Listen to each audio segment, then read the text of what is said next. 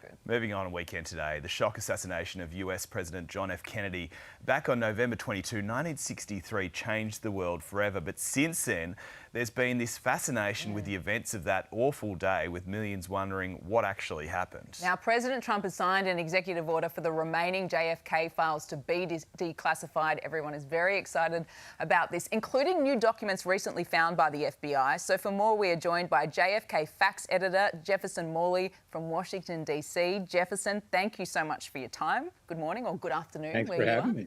Our pleasure. It's been more than 60 years since JFK's assassination. Explain for our Australian audience that aren't familiar with what's going on, why are these records being potentially released now? Congress passed a law back in 1992 mandating that all of the government's records related to the assassination be released within 25 years. In 2017, the CIA and FBI asked for an exemption from that, and President Trump allowed them to keep certain materials secret. President Biden did the same. So now we're 8 years past the deadline, and President Trump has come in and ordered that all of this material finally be released. So that's why it's happening now. So it's a good thing, in your opinion, it's happening? Absolutely. This is way overdue. We should have had these documents a decade ago. There's nothing in there that threatens U.S. national security, the usual excuses.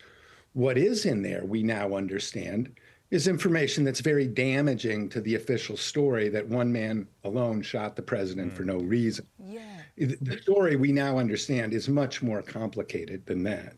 So one of the most prominent theories was, as you mentioned, that Lee Harvey Oswald didn't act alone, that there was in fact a second shooter at play. Is there evidence to back that up? And also, Jefferson, I always hear mentions of a potential CIA involvement. Can you touch on those two theories for us? You know, the idea that President Kennedy was killed by his enemies was not something crazy. President Harry Truman thought that. Lyndon Johnson expressed that thought privately. So did President Richard Nixon. So it wasn't a crazy idea. The crazy idea was that one man alone shot the president for no reason. And over the years, we've just come to see that story's not true.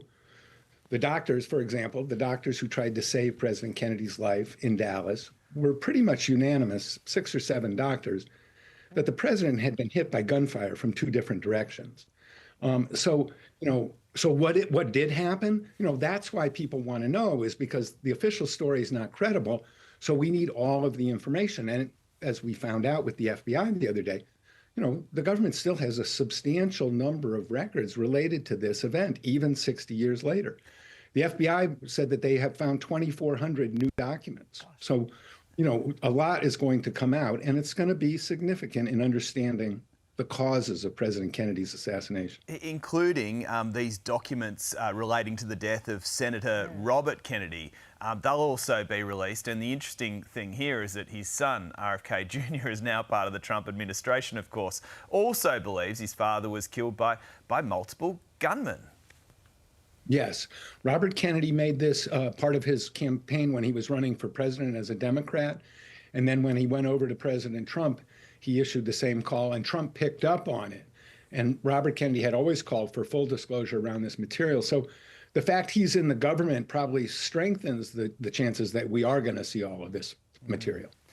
Jefferson, JFK's grandson, Jack Schlossberg, who is quite an outspoken man, he's hit out at Trump, saying that his grandfather is being used as a political prop when he's not here to punch back. Has this really caused a rift, a split within the Kennedy family? Yeah, the Kennedy family is very divided over Robert Kennedy's politics. Jack Schlossberg, unfortunately, doesn't know what he's talking about. This isn't a political prop by President Trump. This is a law that was passed in 1992 and was supposed to be enforced in 2017. And for people to come around and say, we want this law enforced now, that's not a partisan political game. I'm not on the side of President Trump or against President Trump in this. We want the whole story. And fortunately, we are getting closer to getting it. You must be so excited to be getting closer and to seeing these documents yourself. Well, high hopes also meet hard experience. The CIA is very adept at keeping this story protected. So they've been trying to hide this story for 62 years. They're not going to stop now, So we're going to see what happens. But I'm very hopeful. Jefferson Morley, thanks so much for your insight. We really appreciate it. Thank you. Thanks for having me. So interesting. I can't wait until they're released. I've been so fascinated by this case, like so many people. Absolutely. For decades. Hey there, Today fans. Sarah and... What's my name again? Oh my God, Carl. Hey, thanks for watching our YouTube channel, though. Subscribe now for more news, special reports, and amazing Aussie stories. And Carl misbehaving, Whoa, of course. that never happens. Always happens. What's she talking about? Always happens.